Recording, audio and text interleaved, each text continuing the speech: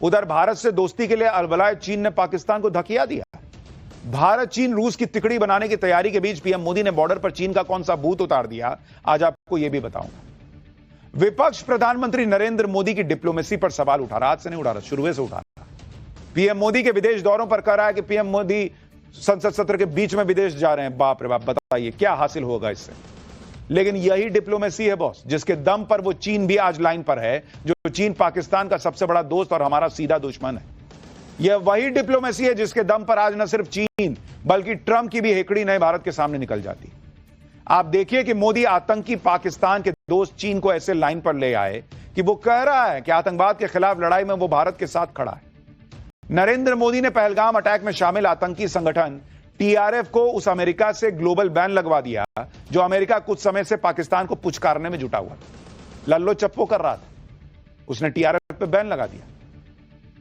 आप यह भी देखिए कि जिस मालदीव में इंडिया आउट का अभियान चलाया गया था, वो मौजू याद है ना, अब वही मालदीव अपने स्वतंत्रता दिवस में नरेंद्र मोदी को मुख्य अतिथि के तौर पर बुला रहा है।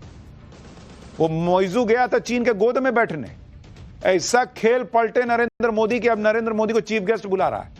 इसके अलावा पीएम मोदी 23 और 24 जुलाई को ब्रिटिश प्रधानमंत्री कीर स्टारमर के निमंत्रण पर ब्रिटेन भी जाएंगे। एडवांस्ड लैंडिंग ग्राउंड बनवा रहे हैं, ऑल वेदर कनेक्टिविटी के लिए सड़कें बनवा रहे हैं।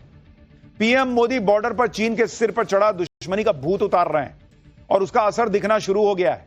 चीन भारत से दोस्ती के लिए अलबलाया हुआ है। भारत के साथ अभी भारी हथियारों को लेह से सड़क मार्ग के जरिए एलएसी पर पहुंचाना पड़ता है। न्योमा एयरफील्ड बनने के बाद अब सिर्फ 2 घंटे में भारी हथियार एलएसी पर पहुंच सकेंगे। इमरजेंसी सिचुएशन में बहुत कम समय के अंदर सैनिकों को एलएसी पर तैनात किया जा सकेगा। इससे चीन के साथ गतिरोध की स्थिति में भारतीय सेना का रिस्पांस टाइम बहुत बेहतर हो जाएगा।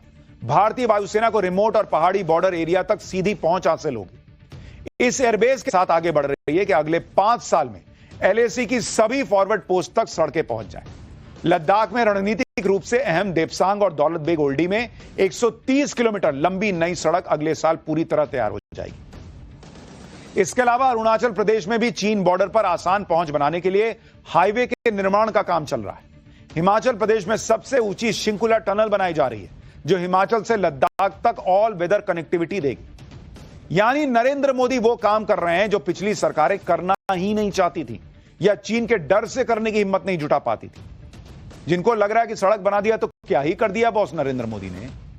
आपको साल 2013 में मनमोहन सरकार के दौरान रक्षा मंत्री रहे एके एंटनी का बयान सुनवाता हूं। उन्होंने खुद कबूल किया था कि भारत ने चीन के वजह से कि चीन नाराज ना हो जाए एलएसी पे सड़कें नहीं बनाई थी और ना कोई एयरफील्ड। सुनिए तब के रक्षा मंत्री क्या बोलते थे। Independent India, many years as a policy on border, best defense is not to develop the border. Undeveloped border is more safe than developed border. So many years there was no construction of roads, airfields, nothing in the border areas. आप सोचिए boss, रक्षा मंत्री खुद खड़े होकर सदन में बड़ी गर्व से बता रहे हैं कि आजादी के बाद सरकार में 6 अपाचे हेलीकॉप्टर्स में से अभी तक 3 भारत को मिलेंगे। जोधपुर में 451 आर्मी एविएशन स्क्वाड्रन इन अपाचे हेलीकॉप्टर को ऑपरेट करेगी। इन तीनों अपाचे हेलीकॉप्टर्स को पाकिस्तान बॉर्डर पर तैनात किया जाएगा। अपाचे हेलीकॉप्टर को पूरी दुनिया में यानी उड़ता, इसमें हेलफायर जैसी एंटी टैंक मिसाइलें फिट होती हैं जो टैंक्स और बख्तरबंद गाड़ियों को तबाह कर देती हैं।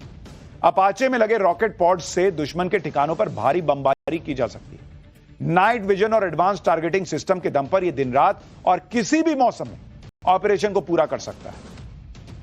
अपाचे की इन्हीं खूबियों की वजह से इसे टैंक्स का फ्लाइंग वर्जन कहा जाता है कि भाई उड़ता फिरता टैंक है जो दुश्मन के टैंक्स को भी एयर स्ट्राइक में बर्बाद कर सकता है। लेकिन एक और बड़ी खबर आ गई है, एक और बड़ी। उपराष्ट्रपति जगदीप धनखड़ ने इस्तीफा दे दिया है। उपराष्ट्रपति जगदीप धनखड़ ने इस्तीफा दे दिया है। बड़ी खबर आ रही है, उपराष्ट्रपति जगदीप धनखड़ का इस्तीफा। और स्वास्थ्य वजहों से कहा जा रहा है कि जगदीप धनखड़ ने, उपराष्ट्रपति ने इस्तीफा दे दिया है।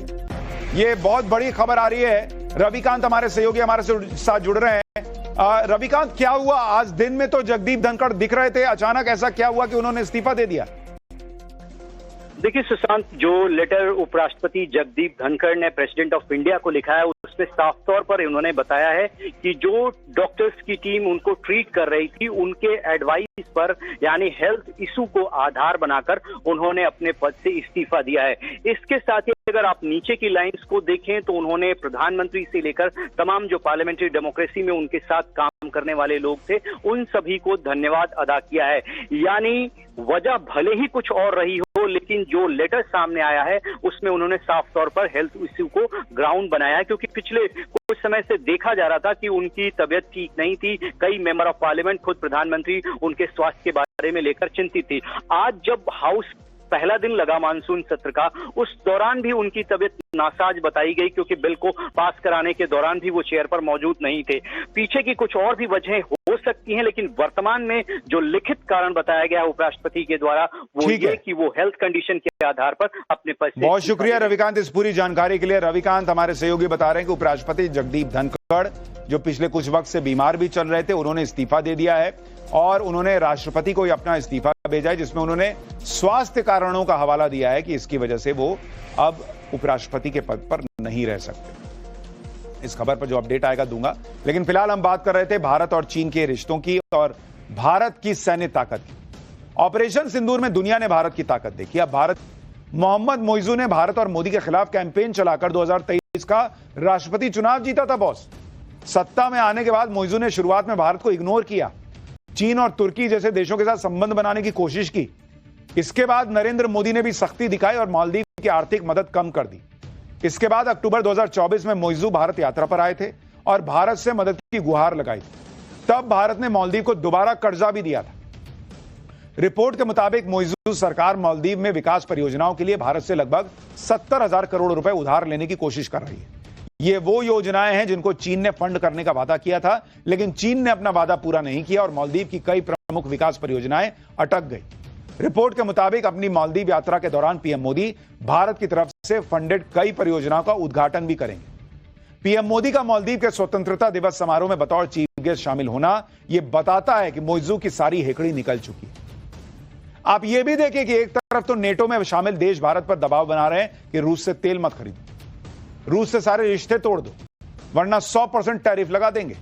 लेकिन भारत ने भी कायदे से समझा दिया कि जो करना कर लो, भारत वही करेगा जो उसके हित में होगा। अब उसी नेटो में शामिल ब्रिटेन भारत के साथ अपनी आर्थिक रणनीतिक साझेदारी को मजबूत करना चाहता है। ब्रिटिश पीएम कीर स्टारमर के निमंत्रण पर पीएम मोदी 23 और 24 जुलाई को ब्रिटेन जा रहे हैं। यह पीएम मोदी की चौथी ब्रिटेन यात्रा होगी। पीएम मोदी और स्टारमर दोनों देशों के बीच व्यापार, रक्षा, इनोवेशन और शिक्षा के क्षेत्र में साझेदारी पर बात करेंगे।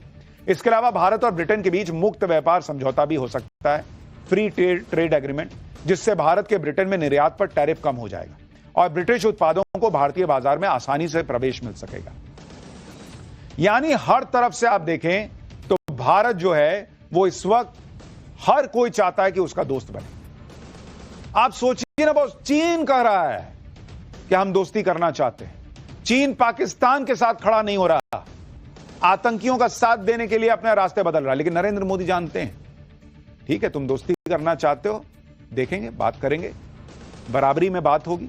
लेकिन चीन पे चूंकि भरोसा नहीं कर सकते, इसलिए नरेंद्र मोदी बॉर्डर पर सेना को भी मजबूती दे रहे हैं कि भाई इस पर भरोसा मत करो, ठीक है बातचीत करेंगे, दोस्ती करेंगे। इंडिया, चाइना, रशिया अगर ये तिकड़ी बनती है तो भारत की और ताकत ही बढ़ेगी, लेकिन बिना चीन पे भरोसा किए। पाठशाला में अब अगला चैप्टर, छांगुर बाबा प्लस आईएएस प्लस जाकिर नायक और हिंदुओं को मुसलमान बनाने की फैक्ट्री पर बड़ा खुलासा। टीवी पर